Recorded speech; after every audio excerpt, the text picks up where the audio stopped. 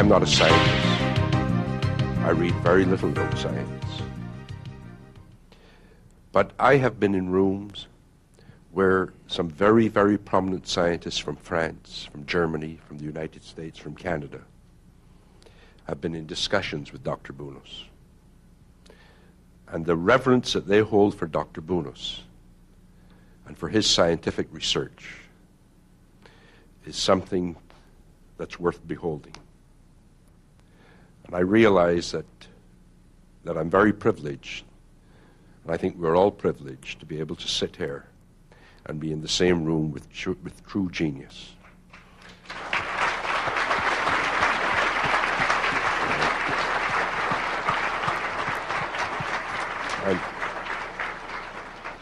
And it's not just me who believes this, but some institutions as great as the U.S. Congress believes that as well.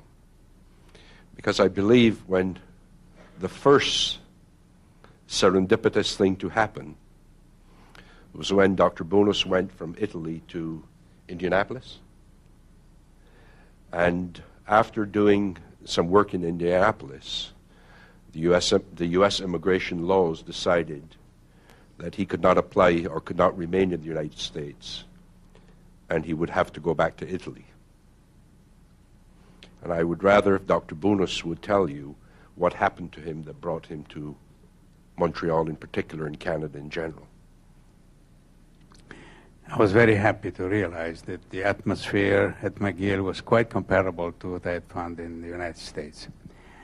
I must emphasize one very important thing of a great man, a great Canadian called Lester Pearson. Some of you remember him. He instituted what was called the Medical Research Council. That was a very noble institution which allowed some scientists to pursue their research in their area of choice independently, with, of course, supervising by their peer that the scientific method was there and everything. It was thanks to that institution I was able to continue my research on what the area I wanted. The reason I'm saying this because for over 20 years I was funded by the council. There were some stressful moments during the site visit, but I was able to overcome all of them, but that makes a lot more interesting. Now, I'd like to compare government with free enterprise because I was personally involved in this thing, and I was able to realize the major difference, as I knew that discoveries are not made by scientific committee, are made by individuals. We've been lucky and persistent. But government thinks differently, especially in the last 10 years. As I was reaching my level of performance and achievement, the council we had in the meantime changed name into Canadian Health Institute. See, politicians don't like the word medical. It reminds them something sad, diseases, and also social science. So we are health professionals. And as an health professional, I was cut off completely when, at the time, what I should have been continued. And what was worse, not only my funds were cut off, but my salary was cut off. It was only the heroic effort of McGill that maintained my salary until retirement. But I couldn't do any research. That when free initiative came in the action in the person of Mr. Beer. And he realized, see, free enterprise has this very interesting feature, which I think is common sense, which politicians seem to lack. And our federal government, which I will not name, you all know who it is, it has become increasingly involved with vigor in establishing priority. So somebody in Ottawa decided that the mapping of the human genome was the only way to go. Everything else had no relevance, so I was out. And at the same time, they had 2 hip replaced. I was not very happy. And Mr. Beer was able to, he knows that free enterprise is expensive. He knows that well.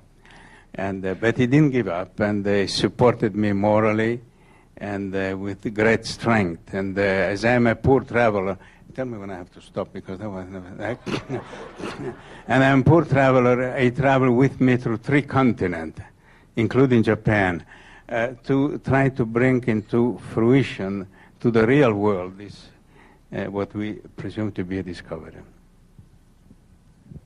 Dr. Bunis, we're just running a bit ahead of ourselves, but because the point I wanted to make, after Dr. Bunis came to McGill, a few years later, the U.S. Congress, there are payers in the congressional record, the fact that because of the U.S. immigration laws, the U.S. lost one of their great scientists to Canada, and that is an actual fact. Subsequent to that, while you were at working on the product, when you were working at the product, and I only found this out through your book and reading your book, you ran into problems with some of the scientific research. And how that problem was solved, I think, is as close to a miracle as we'll ever come to. And I think that's worth sharing with the audience. Yeah. Well, it usually happens. Research is not a very easy task. Everybody has devoted that to its life to that. And at one time, this product ceased to work. It was carrying me on for 7 beautiful years, but all of a sudden, nothing worked anymore. The study on cancer didn't work. The study of immune enhancement didn't work. So I was very concerned, but I knew the data so far were real. Of course, I blame my technician, but she was right. The poor girl wasn't doing anything wrong. So I blame the company that was producing the concentrate. They were kind enough to come from Denmark, and they assured me, and they were absolutely honest, that there was nothing changed. So at the time, I watched a television program from Basel, of all places. It was a very interesting program, edited by Gourmet. And what they were saying that the cheese didn't taste any much as good as it used to be. That was in the late 70s.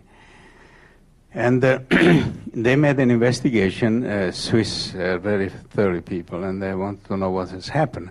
And what they did discover is that because of an epidemic of salmonella in France, the level of pasteurization temperature has increased from 73 to 78 for the milk. So it was not the fault of the whey production. So the Dane was right. It was not the fault of my technician. It was just the way milk was handled. So I thought, well, this is something that it's interesting because there was a coincidence, temporary, chronological coincidence with my failure and what has happened. It was worldwide change in pasteurization temperature. To play safe, they just raised the temperature to kill the presumed pathogen. So I rushed to St. Hyacinthe to see Dr. Oruz, which was an expert in milk chemistry. And he told me that, well, between 73 and 77, you can unfold, in other words, begin to denature some of the cysteine-rich protein. And this is, in fact, what had happened. And we were able to reproduce the old-fashioned production and resume to find the function again. So you mean, doctor, that it's not you? It's some chef on some TV show that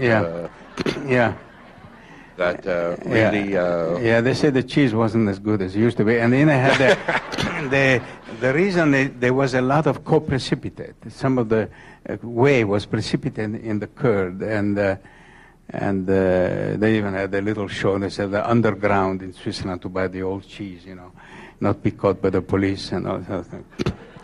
And but serendipity does not involve only the individual.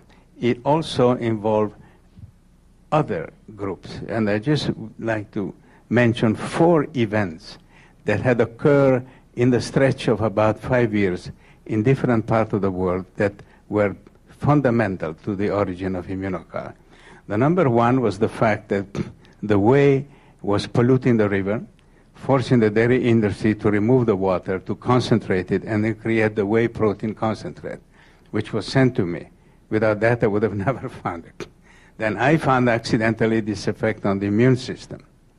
With the help of Dr. Kongshaven, we were able to establish was indeed the immune system effect. It was not a cross-reacting antigen thing. Then This is the second event. The third event was at the same time, Fidelis and Sen discovered that the lymphocytes, which are the immune cell, in order to perform, require glutathione. And without glutathione, they will not optimize their response. So there's something interesting. At the same time, Meister in the States described best than anybody else the role of cysteine in the synthesis of glutathione. So all I had to do is to see if by any chance glutathione was not involved. And in fact, our whey protein were rich in cysteine. So I put 2 and 2 together, and I measured glutathione in my lymphocyte. I found that indeed, although it was depleted in the control animal, it was sustained in the one eating whey protein.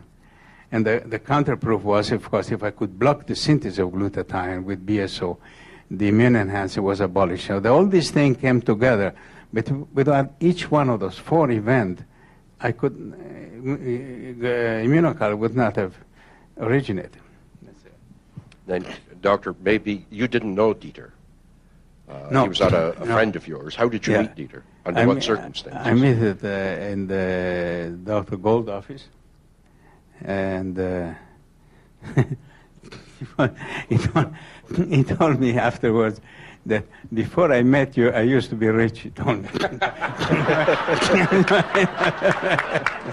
That thing I remember, because I have a very strong guilt complex, and I don't like to spend money, I don't like to have other people spending money, but the thing was expensive, and to keep an office in Montreal. And with this funding, one of the first things we did is to establish that the whey protein had to be undenatured, and the SS bond of cysteine had to be preserved in order to be effective, because cysteine does not travel safely in the plasma. It has to be in the form of the disulfide. And only if you kept it undenatured, it remains disulfide. And when I asked myself, what would have happened if Dieter Beer didn't come over? I would have gone to Italy where the climate is mild and the winds are calm and I love it. But I would have gone back home, of course.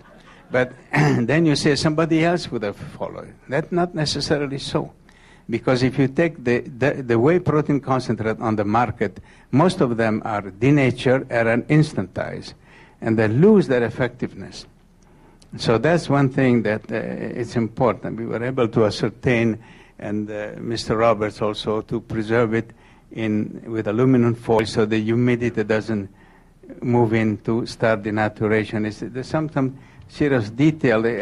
If I as an old dog in research, I said detail make the big difference between success and failure.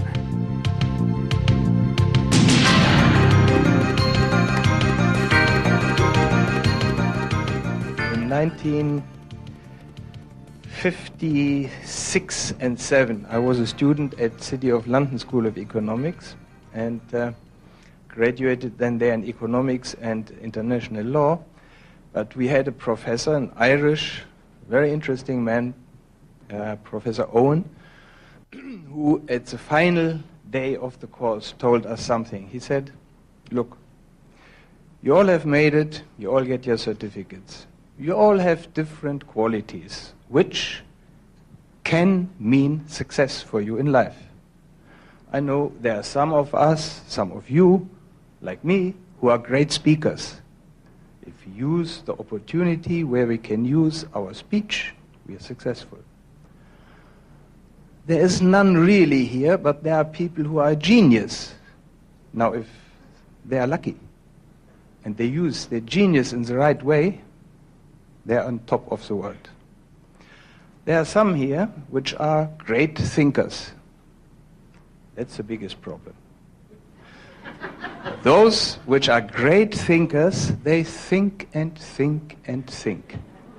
And because they think, they see all the negatives. And they'll never do anything. So lucky those thinkers who do something. And then there are some of us who are just doers. Normal people, doers. They do. If they are lucky and recognize a chance somewhere, decide to do it and stick to it, we're successful.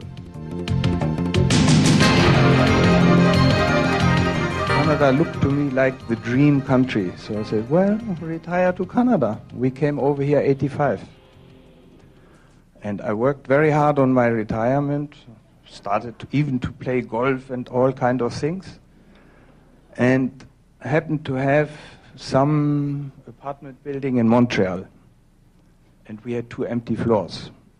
And suddenly a doctor came, somebody from University McGill, and said, well, you know, we need 2 floors for research in cancer. So research in cancer sounds very interesting. So let's meet.